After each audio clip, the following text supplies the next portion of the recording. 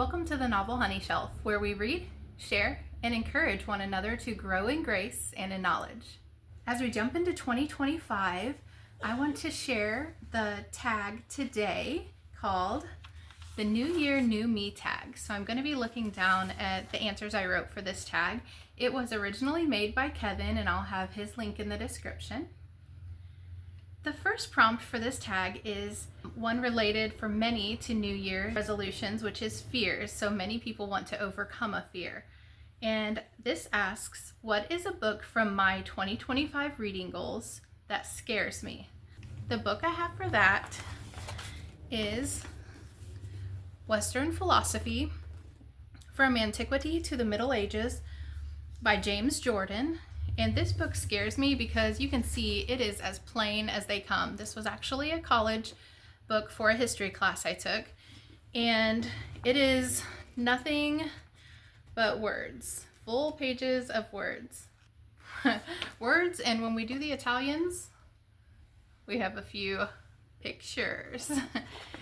So this book I find intimidating. The page number is, let me go before the notes, 442, which doesn't sound so bad, and actually part of that is medieval because it does include some Middle Ages. So I will be using this book for Historathon in this first section, and it sounds like I may include some of it if I want to in the Middle Ages section as well of the Historathon. So that is broken up into 3-month sections throughout the year, and I'm going to attempt, as scared as I may be, to read this for the months January, February, March of Historathon. Prompt 2, patience. I definitely want to work on patience overall this year. And this asks, what is the book that I want to begin reading immediately? Keeping in mind that I said I want to work on patience this year, this book came immediately to mind, Quiet Strength by Tony Dungy. And I'm not a huge sports fan, but this is a local coach from a few years ago for the Indianapolis Colts. He had a lot of success, but he also was known for being a coach who didn't scream and yell on the sidelines. And I admired that so much. So this is definitely a book I want to get to. I do already have this book set aside in a stack that I'll talk about later, which is part of 52 Book Club. Prompt 3 is growth. The book from last year that pushed me to reflect or grow as a reader. And the book I chose for this is The Women by Kristen Hanna. And when I began my reading journey, this book is very symbolic of where I was, meaning I was very heavy into reading historical fiction. And I have no shame in that. I absolutely respect that that's where I was a year ago. But that book was also representative of a stepping stone to growing into other areas of reading as well. So, The Women by Kristen Hanna, to me, showed strength and endurance through difficulty. And I've not been at war, but I have faced those improvements in my life in other areas right here. Prompt number 4, New Paths. An author I plan to try for the first time. And for this, I am including Jane Austen. I am beginning to read Persuasion, and it's just going to be a journey for me. If I have read Jane Austen in the past, I don't remember, so it wasn't impactful.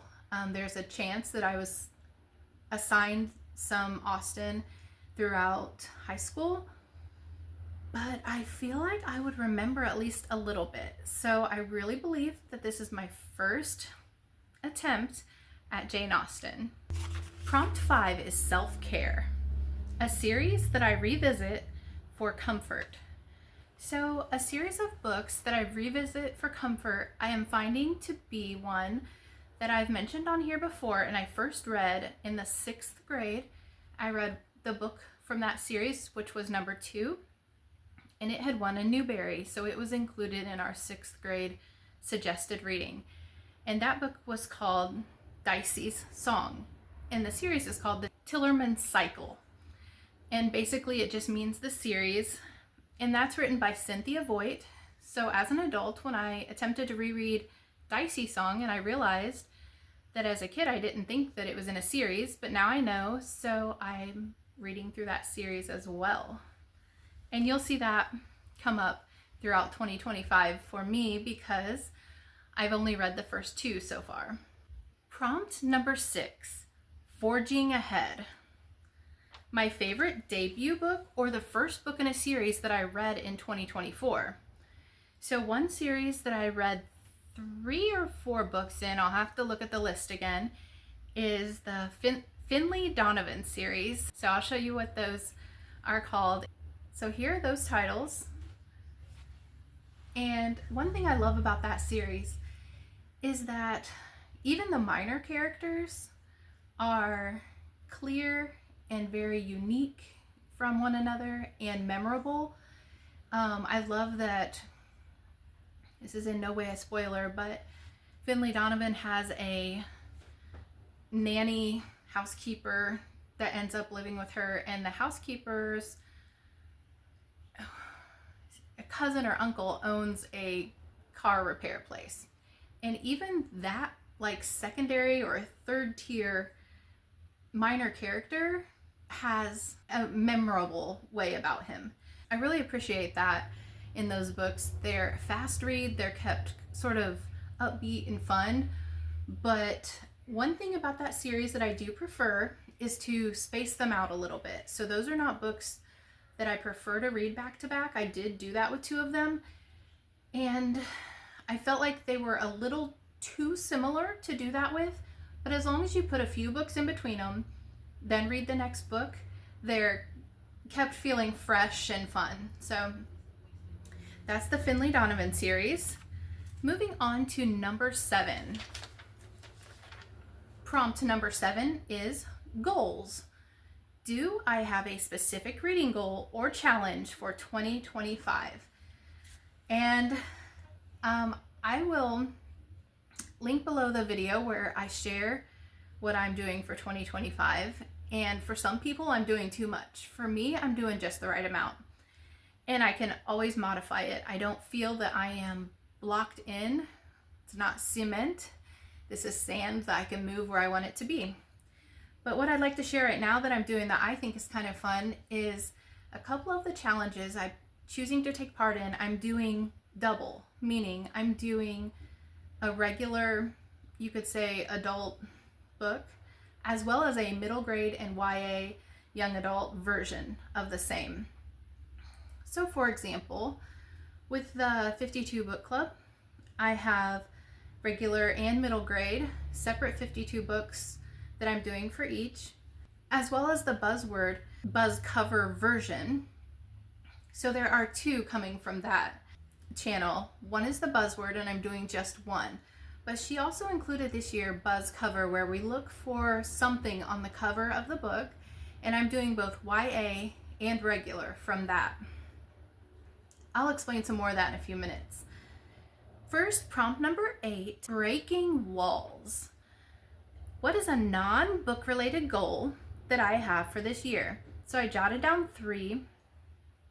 One of them I added on last minute a few days ago, and I heard of this one on the channel Alma's Book Journey, and she mentioned something called sweaty selfies.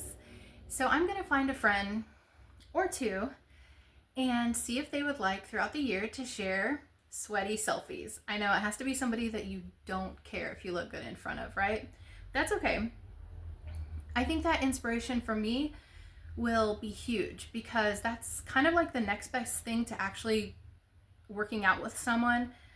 Maybe you could occasionally also do Zoom, which Alma also mentioned. You actually feel like you're working out, you're just in different locations. I know that in times past, when I have been most faithful to working out, or even anything else I need to accomplish, I do it most faithfully when I am going with someone. So that's one of my non-book related goals. Another one is daily scripture reading, and I do have some friends I'm texting with on that. So far so good. We're all doing the same reading plan. So for example, in the book of Job a few days ago, it mentioned the tastelessness of egg whites.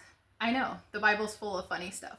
And we began a short text about how that caught us off guard. I had never noticed that before, and just how fun it is to have somebody who also read that same part that day.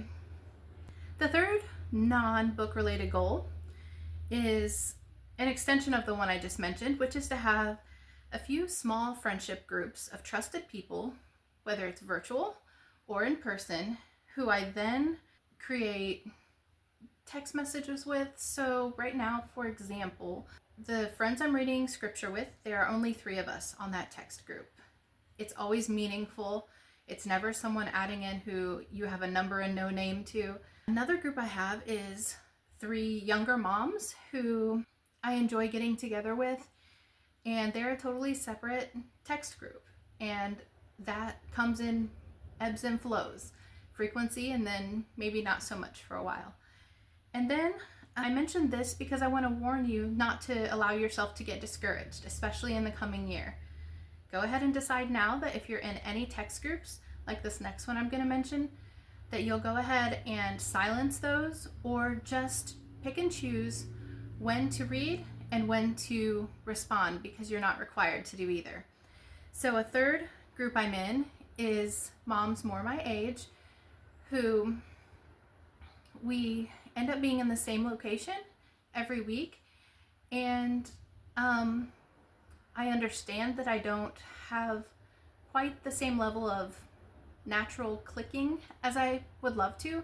On occasion, I find their text group to leave me feeling discouraged, that I don't know what I'm expecting or what is the specific cause, but I need to make sure that I'm not giving strength to something else that isn't doing what's best for me. And there are different ways to define that. But when it's something like a text group where do they really know or see if I read it? When it's a group of 8 or more, maybe, and maybe not. So putting first the focus on if something's coming in that is kind of a spirit of discouragement, then I'm being mindful to not allow that to have power over my spirit and my mind and my emotions. Okay, lastly, let's get to teamwork. In this one, it just says to tag some people. So I tag Cynthia Smith, Heather Gregg, Hopefully Books, Lydia Houghton, Pages and Grace, and Bethany's Bookshelf. And I will link each of those below. All right, jumping topics just a little bit to extend off of these New Year's resolutions. The question that comes to mind so much when we look back and reflect on things in our past, we might say, what was I thinking? So let's talk about it. Well, first of all, I made lots of monthly and yearly goals. What was I thinking?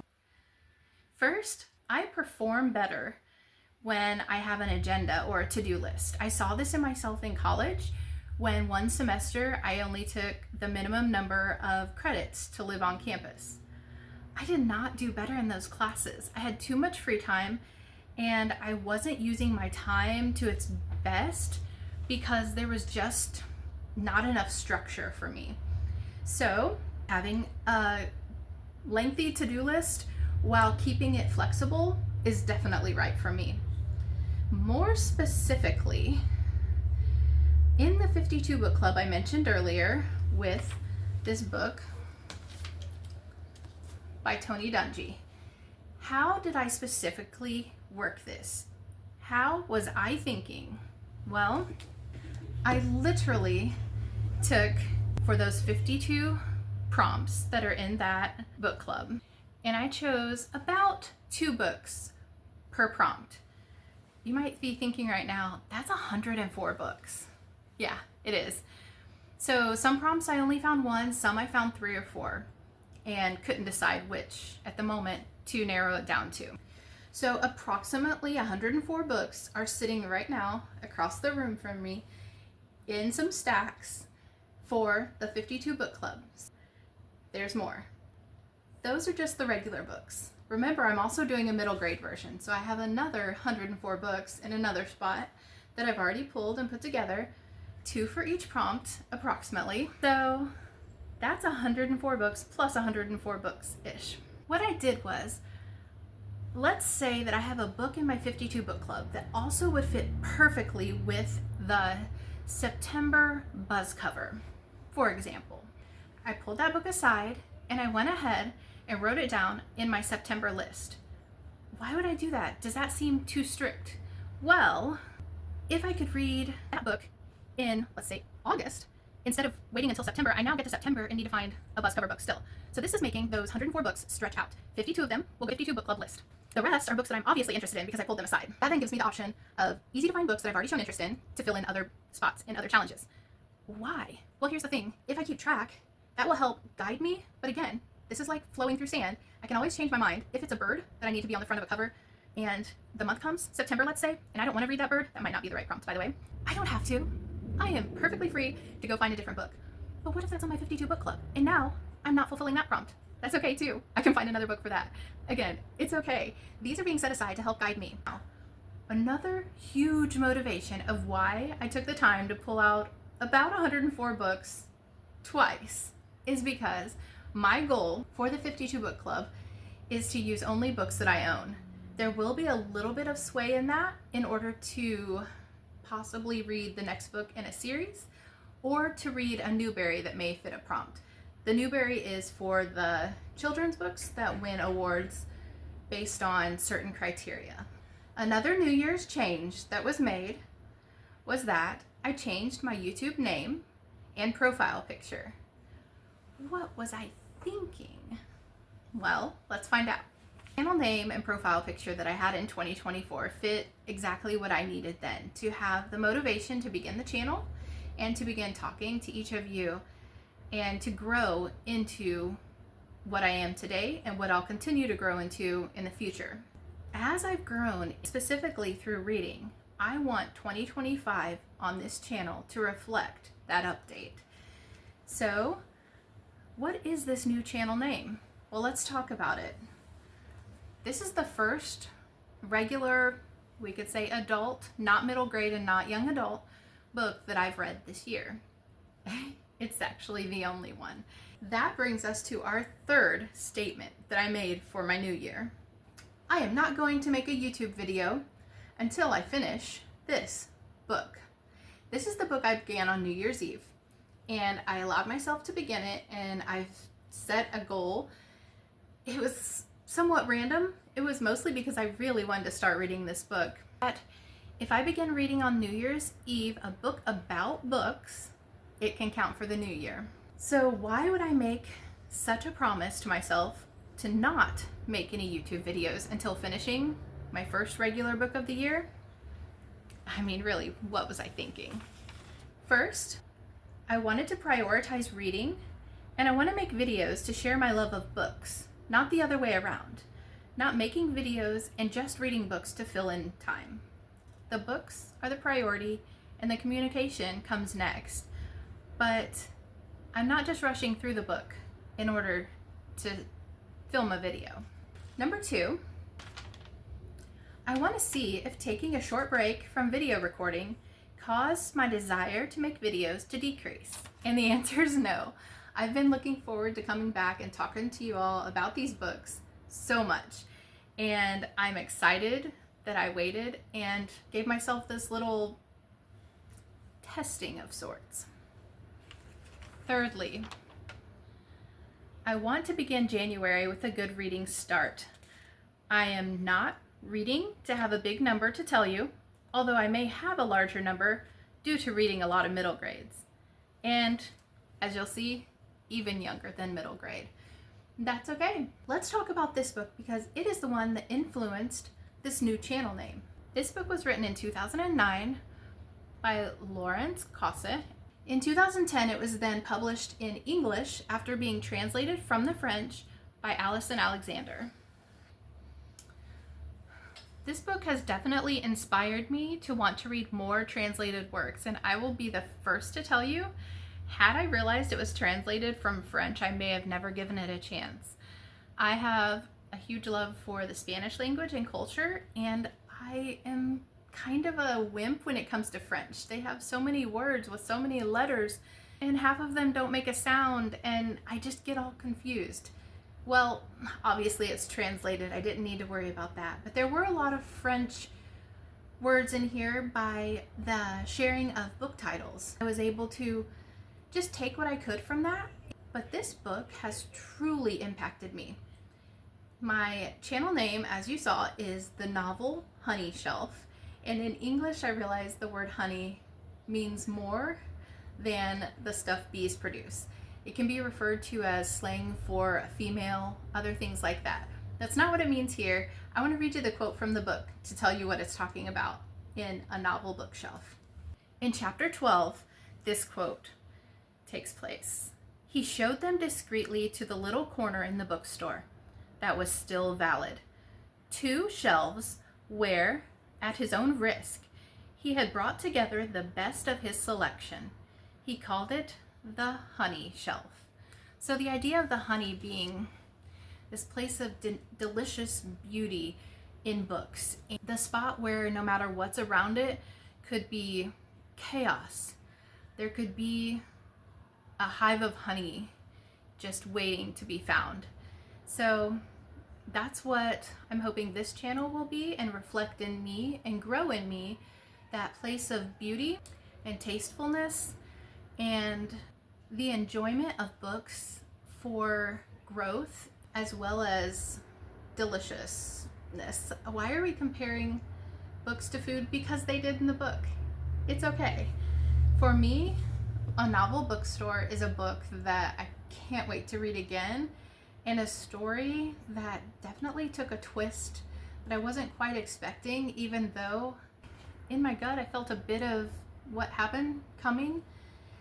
But what a story. Just beautiful.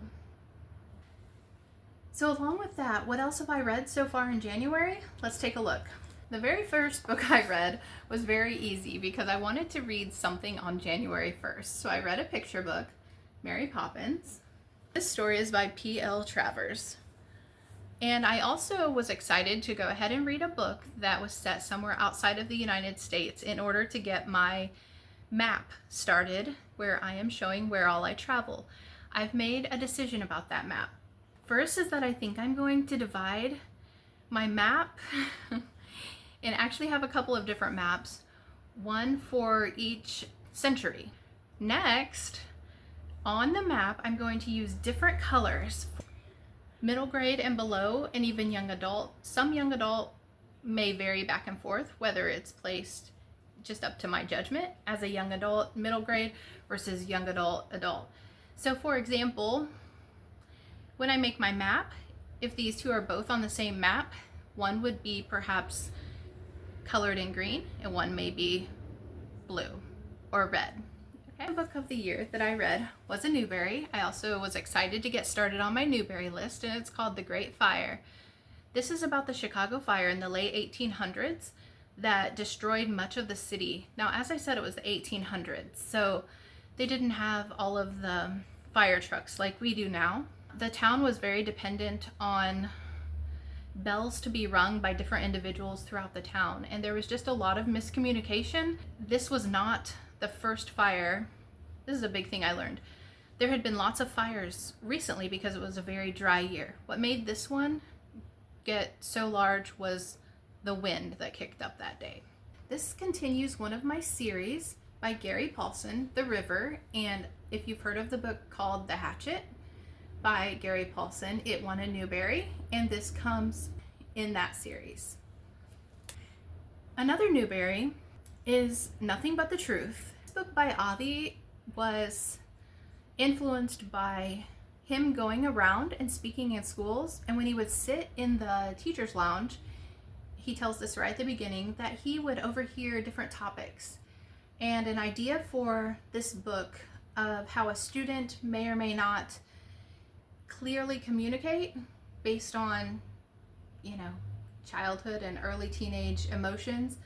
They don't always tell teachers and parents everything that's going through their mind, which may leave a story that they tell seeming a little less honest than we as adults would prefer to have all of the facts about. So nothing but the truth. My assessment of this book personally was that I didn't exactly consider it a easy read that I just couldn't put down. I had to sometimes make myself pick it back up. Maybe it's because as an adult I kind of knew where the story was going to go anyway, but a lot of it was, for me, the book style is that of almost reading a script. And the whole thing is like that, with a few memos as I showed you and other things, sometimes letters. But again, the book is just written as pages of script. When I read books, I tend to connect to the characters based on a lot of the sentence structure. So for me to read a script was difficult. And I will probably face that again later in the year when I attempt to read Shakespeare play for Anne's Reading the Classics Challenge. So, guys, I'll make it through, but it won't be the easiest thing for me, I don't think. This one I was excited to revisit. I remember reading Dear Mr. Henshaw as a kid. It's kind of crazy though. I could not remember anything that it was about. I'm not going to give anything away. It does tell you in the first page or two of the book that the person he's writing to, Mr. Henshaw, is an author. It just struck me that I'm surprised I forgot that basic of a part of this book, because I connect with that so much. So anyway, loved reading this book. I loved remembering, okay, I didn't actually remember anything, but reconnecting with a story that had still sort of left part of my heart, knowing that I would love it because I had connected with it so much as a young person.